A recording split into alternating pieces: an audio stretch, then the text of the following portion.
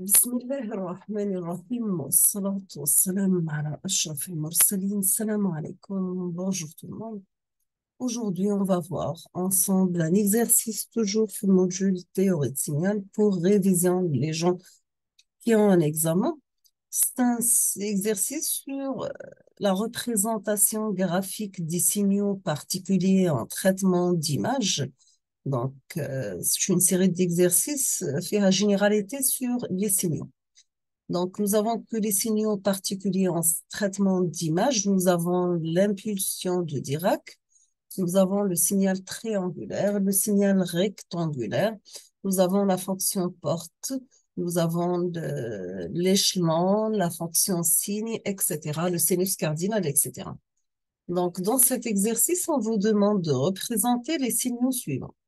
Vous avez le premier signal, c'est Dirac de t plus 2.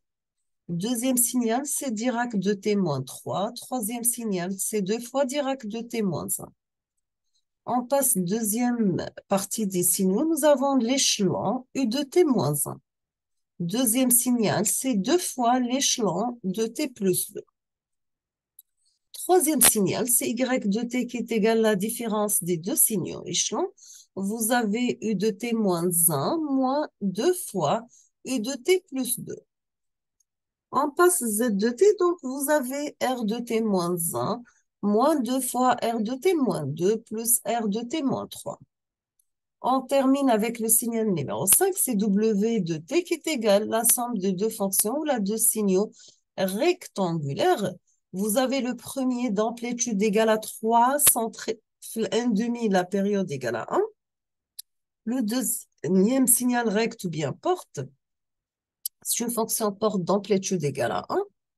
Centré 2 et la période égale à 2.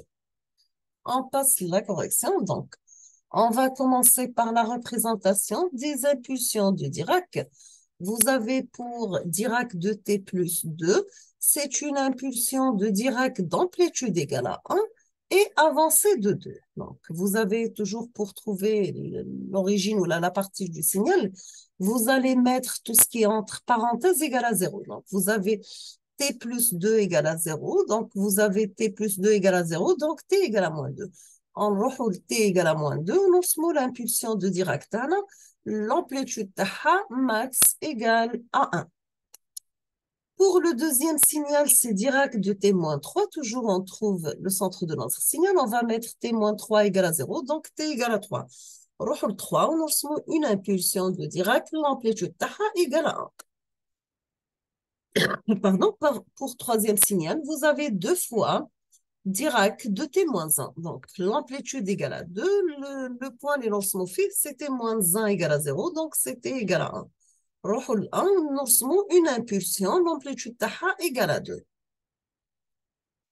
On passe deuxième signal, c'est bien, c'est l'échelon. Ici, vous avez que l'échelon unitaire défini par, donc vous avez l'échelon égal à 1, une amplitude égale à 1 si vous entendez le mot unitaire, c'est-à-dire que votre amplitude égale à 1. Donc le signal échelon est égal à l'amplitude maximale pour t supérieur à 0, égale à 0 ailleurs. Si on veut représenter l'échelon de t-1, donc on va mettre tout ce qui est entre parenthèses égal à 0. Donc t-1 égale à 0, t égale à 1. نروحوا ل 1 نرسموا l'échelon unitaire. من 1 le plus l'infini égale à 1 ou moins l'infini à 1 il est nul. La même chose pour deux fois l'échelon de t plus 2. Donc, pour trouver le point de départ de notre signal, on va mettre t plus 2 égale à 0. Donc, t égale à moins 2. Et on va tracer une impulsion de échelon d'amplitude égale à 2 et qui commence à partir de moins 2. Donc, vous avez de moins l'infini à moins 2, c'est nul. Et de moins 2 à plus l'infini égale à 2. On passe troisième signal, y de t qui est égal la différence de deux signaux échelons. Vous avez le premier échelon d'amplitude égale à 1, centré في 1, donc يبدأ من 1 حتى plus l'infini. Le deuxième signal échelon d'amplitude égale à moins 2, يبدأ من moins 2. Voici la représentation graphique de l'échelon U de T-1, donc égal à 0 l'intervalle de moins l'infini à 1, égal à 1 l'intervalle de 1 plus l'infini. Le deuxième échelon, c'est moins 2, l'échelon de T plus 2, donc était de moins l'infini à moins 2, c'est 0, de moins 2 à plus l'infini égal à moins 2. On va, on va, on va calculer la somme des deux signaux pour avoir le signal résultant. Donc, vous avez 0 avec 0, ça donne 0. 0 avec moins 2, c'est moins 2. 0 avec moins 2, c'est moins 2. 1 avec moins 2, c'est moins 1. Donc, vous allez 0, vous allez avoir, voilà, vous avez 0, moins 2, et fait l'intervalle au-delà de 1 plus l'infini, vous avez moins 1. Voici le signal résultant y de t qui est égal à la différence de deux impulses ou de deux signaux échelon. Maintenant, pour la représentation du quatrième signal Z de t, qui est égal à la somme de trois rampes. Vous avez la première rampe d'amplitude égale à 1 qui commence à partir de 1. Deuxième d'amplitude égale à moins 2, il commence à partir de 2. Troisième d'amplitude égale à 1, il commence à partir de 3. Sachant que R de t, donc c'est le signal rampe. On va commencer par représenter le premier signal R de t moins 1. Donc, on va commencer par 1 et on obtient une équation d'une droite qui passe par 1. Et le reste, c'est 0. Deuxième rampe, c'est moins 2R t moins 2. Donc, c'est 0. Dans ce 2, tu as une rampe d'amplitude égale à moins 2, la rampe taha. Pour R de t moins 3, c'est la rampe d'amplitude égale à 1, mais qui commence à partir de 3. On va faire la somme des trois signaux pour arriver à Z de t, le signal résultant suivant, donc est égal à 0 de moins l'infini à 1, est égal t l'intervalle entre 1 et 2, moins t l'intervalle entre 2 et 3, et le reste, c'est 0.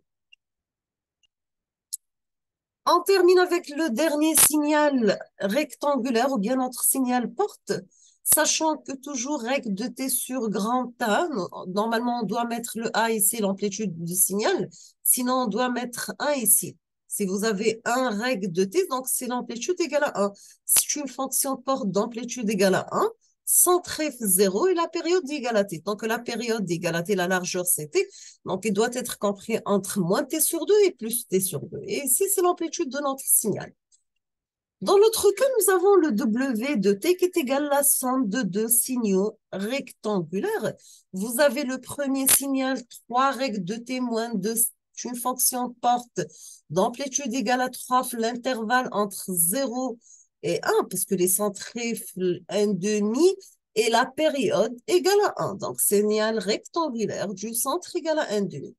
Le deuxième signal, c'est le règle de t moins 2 sur 2. C'est une fonction porte d'amplitude égale à 1, le centre égale à 2 et la période égale à 2. On obtient le signal résultant suivant. Donc, vous avez 2 moins l'infini à 0, c'est 0. Entre 0 et 1, c'est 3. Entre 1 et 3, c'est 1. Et de 3 jusqu'à plus l'infini, c'est 0. D'accord? Nous sommes arrivés à la fin de la solution de cet exercice. Je vous remercie infiniment pour votre attention. N'hésitez pas si vous avez des questions. Et à la prochaine vidéo, Inch'Allah. Merci beaucoup et à la prochaine.